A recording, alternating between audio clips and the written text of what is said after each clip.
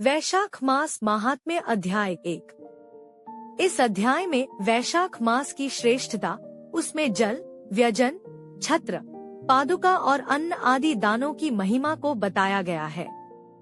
नारायण नमस्कृत्य नरं चैव नरोत्तमम् देवी सरस्वती व्यासं ततो जयमुदीरयेत्। भगवान नारायण, नरश्रेष्ठ नर, देवी सरस्वती तथा महर्षि वेदव्यास को नमस्कार करके भगवान की विजयकथा से परिपूर्ण इतिहास पुराण आदि का पाठ करना चाहिए। सूत जी कहते हैं, राजा अम्बरीश ने परमेष्ठी ब्रह्मा के पुत्र देवर्षि नारद से पुण्यमय वैशाख मास का महात्म्य इस प्रकार पूछा। ब्राह्मण, मैंने आपसे सभी महीनों का महात्म्य सुना। उस समय आपने यह कहा था कि सब महीनों में वैशाख मास श्रेष्ठ है। इसलिए यह बताने की कृपा करें कि वैशाख मास क्यों भगवान विष्णु को प्रिय है और उस समय कौन कौन से धर्म भगवान विष्णु के लिए प्रीतिकारक हैं। नारद जी ने कहा, वैशाख मास को ब्रह्मा जी ने सब मासों में उत्तम सिद्ध किया है। वह माता की भांति सब जीवों को सदा अभीष्ट वस्तु प्रदान करने वाला है। धर्म, यज्ञ, क्रिया और तपस्या का सार है। संपूर्ण देवताओं द्वारा पूजित है। जैसे विद्याओं में वेद विद्या, मंत्रों में प्रणव, वृक्षों में कल्प वृक्ष, धेनुओं में कामधेनु, देवताओं में विष्णु, वर्णों में ब्राह्मण, प्रिय वस्तुओं में प्राण, नदियों में गंगा जी, तेजों में सूर्य, अस्त्र शस्त्रों में चक्र, धातुओं में सुवर्ण, वैष्णवों में शिव तथा रत्नों में कौस्तुभमणि है।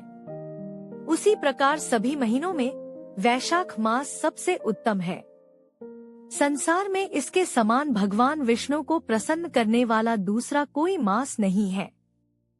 जो वैशाख मास में सूर्योदय से पहले स्नान करता है, उससे भगवान विष्णु निरंतर प्रीति करते हैं। पाप तभी तक गरजते हैं जब तक जीव वैशाख मास में प्रात काल जल में स्नान नहीं करता। राजन, वैशाख के महीने में सब तीर्थ आदि देवता तीर्थ के अतिरिक्त बाहर के जल में भी सदैव स्थित रहते हैं। भगवान विष्णु की आज्ञा से मनुष्यों का कल्याण करने के लिए वे सूर्योदय से लेकर 6 दंड के भीतर तक वहां मौजूद रहते हैं। वैशाख के समान कोई मास नहीं है, सत्ययुग के समान कोई युग नहीं है, वेद के समान कोई शास्त्र नहीं है और गंगा जी के समान कोई तीर्थ नहीं है। जल के समान दान नहीं है, खेती के समान धन नहीं है और जीवन से बढ़कर कोई लाभ नहीं है। उपवास के समान कोई तप नहीं, दान से बढ़कर कोई सुख नहीं, दया के समान धर्म नहीं, धर्म के समान मित्र नहीं, सत्य के समान यश नहीं, आरोग्य के समान उन्नति नहीं, भगवान विष्णु से बढ़कर कोई रक्षक नहीं और वैशाख मास के समान संसार में कोई पवित्र मास नहीं है। ऐसा विद्वान पुरुषों का मत है।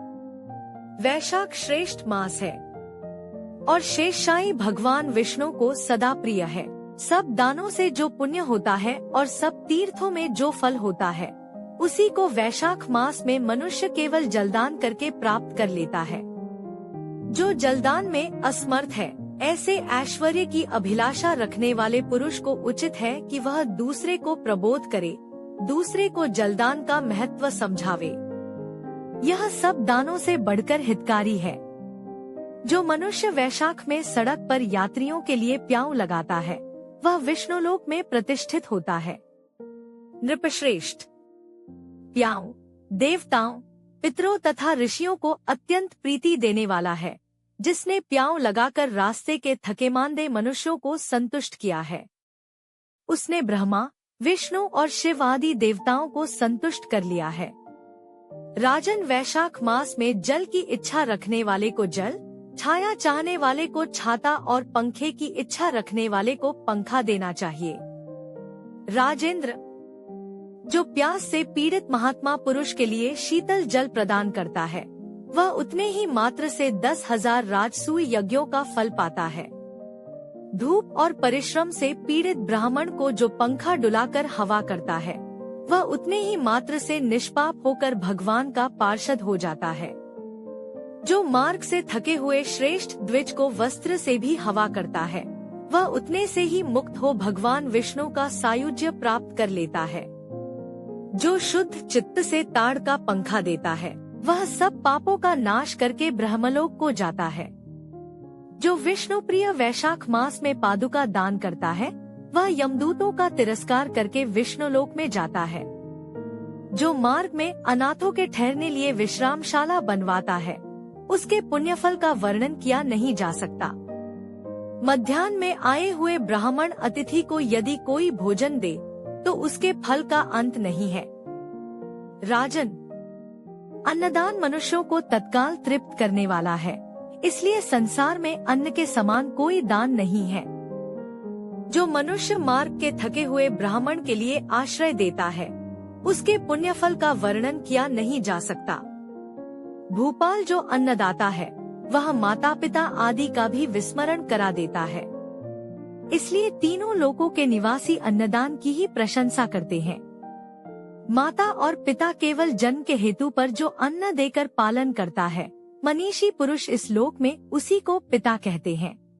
जय मधुसूदन, जय माधव मास, जय जय श्री हरि।